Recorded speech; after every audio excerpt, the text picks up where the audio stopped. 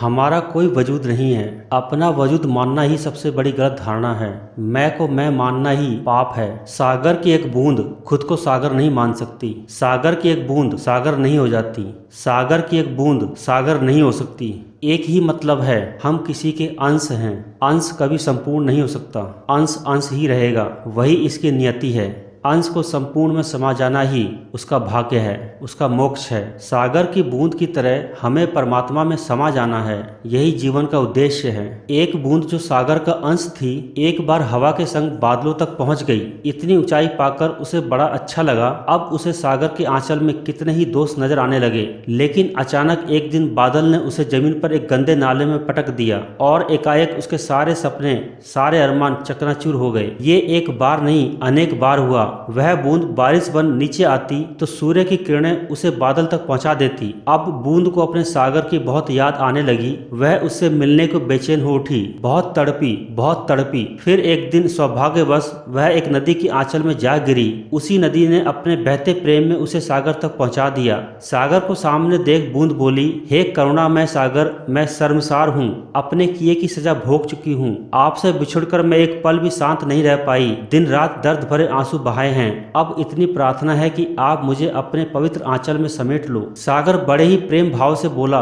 तुझे तो दुख सहकर एहसास हुआ, लेकिन मैं तो उसी वक्त से तड़प रहा हूँ जब तूने पहली बार हवा का संग किया था। तभी से तेरा इंतजार कर रहा हूँ। और जानती है, उस नदी को मैंने ही तेरे पास भेजा था। अब आ जाओ मेरे आंचल में। बूंद आगे बढ़ी और सागर में समा गई और बूंद भी सागर बन गई। सागर में रहकर जो बूंद सागर में मिलने के बाद वह बूंद दोबारा सागर बन गई। ये बूंद कोई और नहीं, हम हैं। हम स्वयं ही वह बूंद हैं जो अपने हृदय सागर में विराजमान परमात्मा से बिछड़े हुए हैं। इसलिए न जाने कितने जन्मों से भटक रहे हैं। दिल में विराजमान परमात्मा न जाने कब से हमसे मिलने को तड़प रहा है और सांसों की छड़ी से हमें हर पल छूता है। परमात्मा के उस दर्द, उस तड़प के कारण ही हम इस धरती पर बार बार जन्म लेते हैं। उनसे मिले ज्ञान के अभ्यास और सत्संग रूपी नदी हमें हृदय सागर में विराजमान परमानंद के पास ले जाते हैं। तभी शांति के अनुभव से मनुष्य जीवन सफल हो जाता है। मैं भी एक बूंद हूँ और अपने पिता सागर से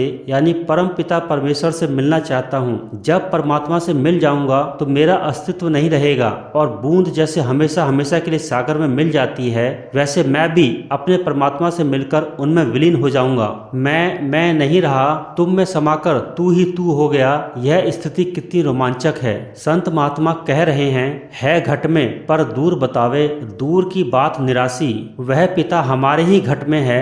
यह सत्य का सागर हमारे अपने ही अंदर है। आवश्यकता है किसी ऐसे मार्गदर्शक की जो हमें वहां तक पहुंचा दे। कहा है, न गुरु बिन भ्रम न जासी, यानी बिना गुरु के यह भ्रम नहीं मिटेगा। सच्चा गुरु वही है जो हमें अपने पिता से मिला दे। वह पिता कहाँ है? वह पिता भी हमारे अंदर ही है, बाहर नहीं। भटके हुए राही को सच्ची राह दिखा दे, वह है सच्चा मार्गदर्शक। बहुत ही सरल, सहज और सुगम है वह तरीका जो सदगुरु के मार्गदर्शन में मिलता है। इसीलिए कहा जाता है कि प्रभु को पाने का मार्ग सहज है और इस मार्ग पर चलने के लिए सरल बनना पड़ता है। सत्य का, आनंद का, परमात्मा का सागर जो हमारे अंदर बह रहा है, उसमें गोता लगाया जाए। मन बुद्धि से परे का विषय है। बुद्धि से परमात्मा को नहीं समझा जा सकता। परमात्मा समझने की चीज नहीं है। आत्मा की अल्टीमेट स्टेज, आत्मा की परम अवस्था ही परमात्मा है। उसको समझा नहीं जा सकता। वो हुआ जा सकता है, उसको पाया जा सकता है, समझा नहीं जा सकता। अपनी आत्मा को उस अल्टीमेट स्टेज पर लेके जाना होगा जहां आप में और परमात्मा में कोई अंतर ना हो। जिस तरह बूंद जब सागर में मिल गई तो बूंद का अपना वजूद खत्म हो गया, उसी तरह जब हम परमात्मा में मिल जाएंगे, आत्मा की परम स्टेज को पा लेंगे, तो हमारा अपना वजूद ही खत्म हो जाएगा। हमें सोचने का मौका ही नहीं मिलेगा कि हमने उसको पाया या नहीं। जब तक नहीं पा रहे तभी तक सोचते रहेंगे कब परमात्मा मिलेगा।